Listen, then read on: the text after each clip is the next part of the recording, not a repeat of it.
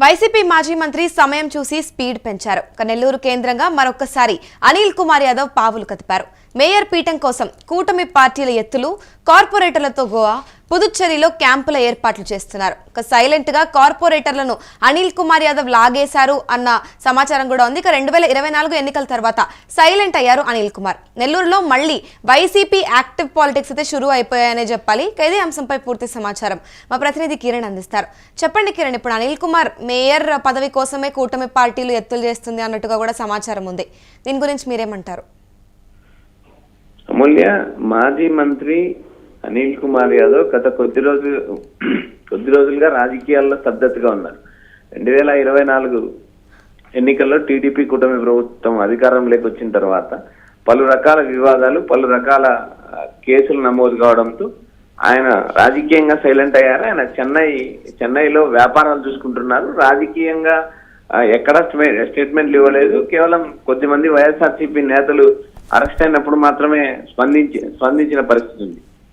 అయితే రీసెంట్ గా 2 రోజుల క్రితం ఏదైతే నెల్లూరు కార్పొరేషన్ కు సంబంధించిన 5 మంది టీడీపీ కార్పొరేటర్లు, అయితే సాంకేతికంగా వైసీపీ కార్పొరేటర్లు అయినా వారు టీడీపీలో చేరారు. టీడీపీలో చేరిన 5 మంది కార్పొరేటర్లు తిరిగి జగన్ సమక్షంలో వైఎస్ఆర్సీపీలో చేరారు. ఆ వైఎస్ఆర్సీపీలో చేరడానికి తెరయడానికి ఏదైతే అనిల్ కుమార్ గట్టి ప్రయత్నం చేశారని రాజకీయ వర్గాల్లో ప్రచారం జరుగుతుంది.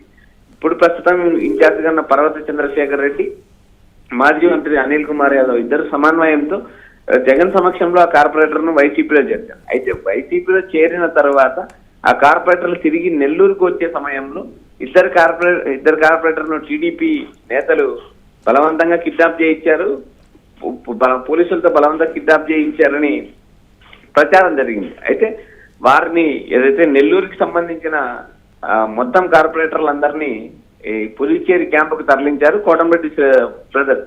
అందులో ఏదైతే ఈ ఇద్దరి కార్పొరేటర్లు జగన్ సమక్షంలో వైసీపీలో చేరిన కార్పొరేటర్లు కూడా ఒక వీడియో రిలీజ్ చేశారు. మేము టీడీపీలోనే ఉన్నాము, టీడీపీలో కొనసాగుతామంటూ వారు ఒక వీడియో రిలీజ్ చేశారు. అయితే అప్పటి వరకు మేయర్ పీఠం విషయంలో వైసీపీ జోక్యం చేసుకోదని భావించిన టీడీపీకి ఒకసారి జరిగింది. జగన్ సమక్షంలో 5 మంది చేరడంతో కొత్త రాజకీయ సమీకరణలకు తెరలేచింది. సాంకేతికంగా వారు ఏదైతే వైఎస్ఆర్సీపీ నుంచి 42 మంది కార్పొరేటర్ టీడీపీలో చేరారు.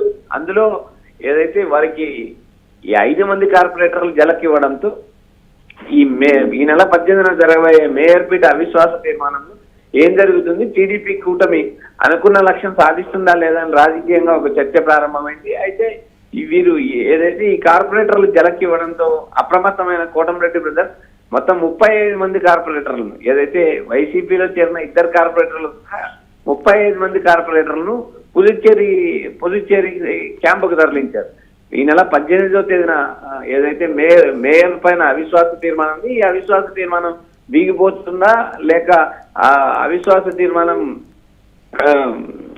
సక్సెస్ అయ్యి టీడీపీ నుంచి కొత్త మేయర్ ఎన్నుకోతారా అనేది కూడా ఇప్పుడు రాజకీయాల్లో ఉత్కంఠ రేపుతుంది. ఏదైతే కోటంరెడ్డి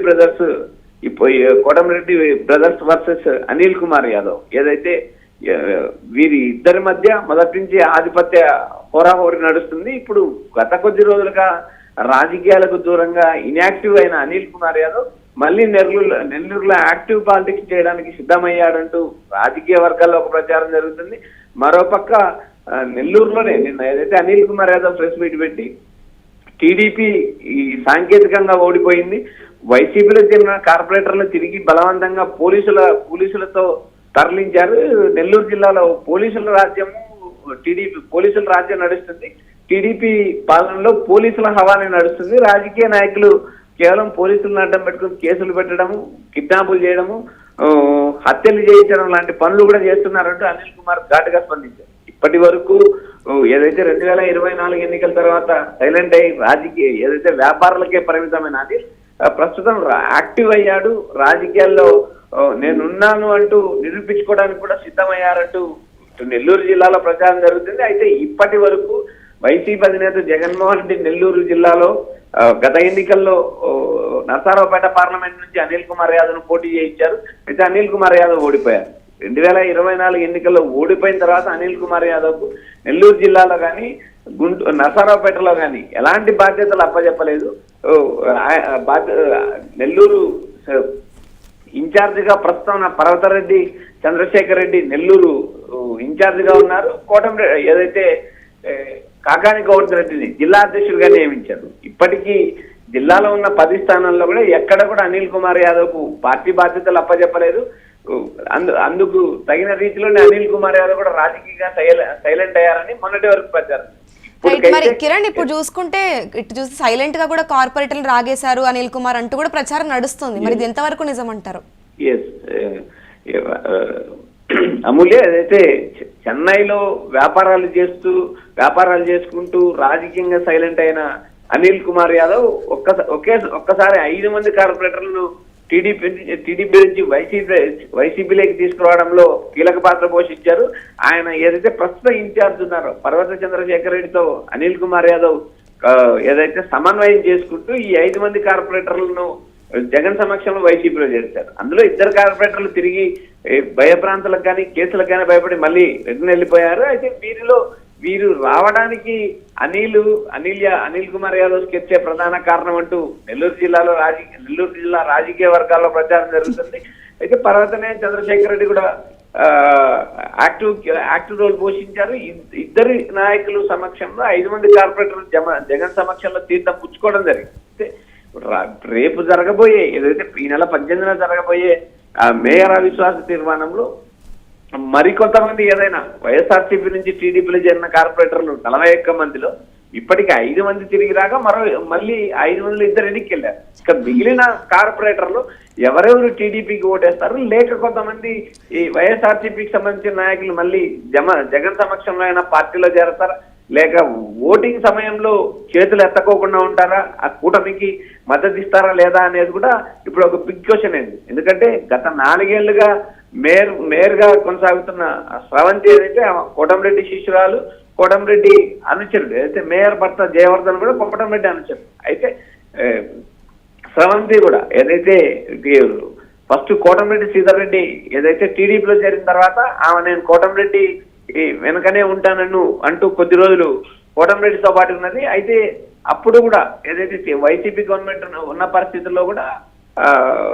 కొద్ది రోజులు మేయర్తో కొనసాగి తిరిగి మళ్ళీ వైసీపీలోకి రావడం జరిగింది. 2024 ఎన్నికల్లో ఓడిపోయిన తర్వాత నేను కోటమిరెడ్డి శిష్యురాలని కోటమిరెడ్డితో ఉంటానంటూ కొద్ది రోజులు తన పదవి కాపాడుకోవడానికి ప్రయత్నాలు చేసింది. అయితే చివరికి ఈ వైసీపీ నుంచి చేరిన 42 మంది కార్పొరేటర్లు కూడా మేయర్ పీఠం నుంచి స్రవంతిని దించాలంటూ అల్టిమేటం జారీ చేశారు. అటు కోటమిరెడ్డి శ్రీధర్లు కూడా కోటమిరెడ్డి సోదరులతో పాటు మంత్రి నారాయణ కూడా ఏదైతే ఈ కార్పొరేటర్ల ఒత్తిడితో అవిశ్వాస తీర్మానానికి ఓకే చేశారు. అవిశ్వాస తీర్మానం నోటీస్ ఇచ్చారు. ఈ నెల 18 ఓటింగ్ జరుగుతుంది. ఈ ఓటింగ్ లో స్రవంతి తన మేయర్ పీఠాన్ని నిలబెట్టుకుంటారా, లేదా కోటమిరెడ్డి సోదరులు కొత్తగా ప్రతిపాదించిన వారు ఎవరైనా మేయర్ అవుతారా అనేది కూడా నెల్లూరు రాజకీయ వర్గాల్లో ప్రచారం. ఇప్పటి వరకు రాజకీయంగా స్తబ్దతగా ఉన్న అనిల్ కుమార్ యాదవ్ యాక్టివ్ అయ్యారు. మరోపక్క ఇంతవరకు కేవలం ప్రెస్ మీట్లకు విమర్శలకే పరిమితమైన వైసీపీ యాక్టివ్ రోల్ పోషిస్తూ నెల్లూరు మేయర్ పీఠం మాకు సంబంధం లేదు అని చెబుతూనే తెర వెనుక కీలక రాజకీయాలు చేస్తుంది. ఈ రాజకీయాల ప్రభావం వల్ల కోటమిరెడ్డి శ్రీధర్ రెడ్డి సోదరులతో పాటు మంత్రి నారాయణకి జలకిస్తారా, లేక ఇప్పుడున్న మేయర్ స్రవంతి తన పీఠం నిలబెట్టుకుంటుందా, లేక కోటమిరెడ్డి శ్రీధర్ రెడ్డి సోదరులు మంత్రి నారాయణ తాము అనుకున్న వారిని మేయం చేస్తారా అనేది ఈ నెల 18న ఈ ఉత్కంఠకు తెర వేయనున్నది Amulya. Right, thank you Kiran. ఇక ప్రస్తుతం చూసుకుంటే వైసీపీ మాజీ మంత్రి సమయం చూసి స్పీడ్ పెంచారనే చెప్పాలి. నెల్లూరు కేంద్రంగా మరొక్కసారి అనిల్ కుమార్ యాదవ్ పావులు కదుపుతున్నారు. మేయర్ పీఠం కోసం కూటమి పార్టీలు ఎత్తులు వేస్తున్నాయి. కార్పొరేటర్లతో గోవా మరియు పుదుచ్చేరి క్యాంపుల ఏర్పాట్లు కూడా చేస్తున్నాయి. ఇక సైలెంట్ గా కార్పొరేటర్లు అనిల్ కుమార్ లాగేశారు అంటూ కూడా ప్రచారం జరుగుతోంది. 2024 ఎన్నికల తర్వాత సైలెంట్ అయిపోయారు అనిల్ కుమార్. ఇక నెల్లూరులో మళ్ళీ వైసీపీ యాక్టివ్ పాలిటిక్స్ షురూ చేసింది అనే చెప్పాలి. కార్పొరేటర్లు అనే వాళ్ళు ఎక్కడున్నారు? గత కార్పొరేషన్ ఎన్నికల్లో తెలుగుదేశం కార్పొరేటర్ గెలిచిన సీట్లన్నీ 0. క్లీన్ స్వీప్ చేయడం జరిగింది. 54 సీట్లు వైసీపీ సింబల్ మీద గెలిచిన కార్పొరేటర్లే. వాళ్ళని ఏం పెట్టారా, ప్రలోభ పెట్టారా, ఎవరు పెట్టారా, అధికారం పోయిన తర్వాత ఇవన్నీ కూడా ఎవరు చేర్చుకున్నారు? మీరు చేర్చుకున్నారు. యాజ్ పర్ రూల్ పొజిషన్ తీసుకుంటే దేర్ స్టిల్ వైసీపీ కార్పొరేటర్సే, నాట్ టీడీపీ కార్పొరేటర్స్. తెలుగుదేశం మీద గెలవల, మా దగ్గర నుంచి అట్లా తీసుకున్నారు. వాళ్ళని మేము ప్రలోభ పెట్టాం. ఇంకా హాస్యాస్పదం ఏంటంటే అధికారంలో ఉన్నది ఎవరు? మేము వీరులు, మీ పులులు, సింహాలు, మేము అనుకుంటే ఎవరు ఉండరు. ప్రగల్భాలు పలికేది ఎవరు? అధికారాన్ని దుర్వినియోగం చేసి బెదిరించి కేసు పెట్టిస్తుంది ఎవరు? అన్నీ వాళ్ళు పెట్టుకొని మేము ప్రలోభ పెడుతున్నామని రాయటం కూడా జరిగింది. అందులో భాగంగా నిన్న మా ఇక్కడి నుంచి వెళ్ళిన కార్పొరేటర్లు కొంతమంది మంచో తప్పు చేసామనుకున్నారో, పొరపాటు అనుకున్నారో, 3.5 సంవత్సరం మీరున్నా తిరిగి వైసీపీలో చేరటం కూడా జరిగింది. అంతే, వెంటనే తులుక్కమన్నారు. బలం మీ దగ్గర ఉంది, డబ్బు నారాయణ గారి దగ్గర, వీపీఆర్ దగ్గర ఉన్న డబ్బు జిల్లాలో ఎవరి దగ్గర ఉందా అంటే నాకు తెలిసి ఎవరి దగ్గర కూడా లేదు. డబ్బు మీ దగ్గర ఉంది, పోలీస్ మీ దగ్గర ఉన్నారు. ఇంత పెట్టుకొని క్యాంపు పెట్టుకుంటున్నారు అంటే ఎందుకు భయపడుతున్నారు అని అడుగుతా ఉన్నాం. అంటే మీ కార్పొరేటర్ల మీద, మీ నాయకత్వం మీద మీకు నమ్మకం లేదా? మీ నాయకత్వం మీద అధికారంలో ఉండి కూడా మీరు 3.5 సంవత్సరం ఉండి మీకు నమ్మకం లేదనే కదా ఈ రోజు హుటాహుటిన, అంటే నెల్లూరులో నాకు తెలిసి అధికారంలో ఎంతుండి బలం ఉండి మాకున్నది 11, మీకున్నది 41 అన్నారు. బలం ఉండి మీరు ఈరోజు క్యాంపులకు పరిగెత్తుతున్నారు అంటే అక్కడే తెలుస్తా ఉంది మీరు భయపడుతున్నారు. మీ కార్పొరేటర్ల మీద మీకు నమ్మకం లేదు. అక్కడ వాళ్ళు కూడా రేపు జగన్మోహన్ రెడ్డి గారు రాబోతున్నారని భయం మొదలైంది అనేది స్పష్టంగా అవుతుంది. సరే, నిన్న 6 గంటలకు ఇద్దరిని అరెస్ట్ చేశారు. 12 గంటల దాకా ఎఫ్ఐఆర్ కట్టేశామని అన్నారు. డిఎస్పీ గారు, 3 సిఐలు ఉండి ఎఫ్ఐఆర్ కట్టేశాము, 24 hours లో మేము ప్రొడ్యూస్ చేస్తామని చెప్పారు.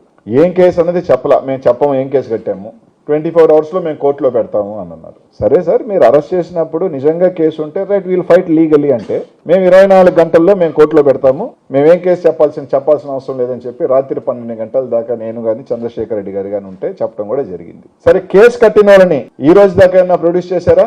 పొద్దున్నే ఒక కార్పొరేటర్ చేత, మీరు కేసు కట్టించుకున్న కార్పొరేటర్, మీరు అరెస్ట్ చేసిన కార్పొరేటర్ కనీసం పోలీస్ స్టేషన్ కన్నా తీసుకొచ్చారా? 2 టౌన్ సిఐ వేణుగోపాల్ రెడ్డి గారు తాడేపల్లి దగ్గర అరెస్ట్ చేస్తే కనీసం పోలీస్ స్టేషన్, ఒకవేళ ఎవడన్నా విత్డ్రా చేసుకోవాలన్నా పోలీస్ స్టేషన్ దాకా రావాలి కదా.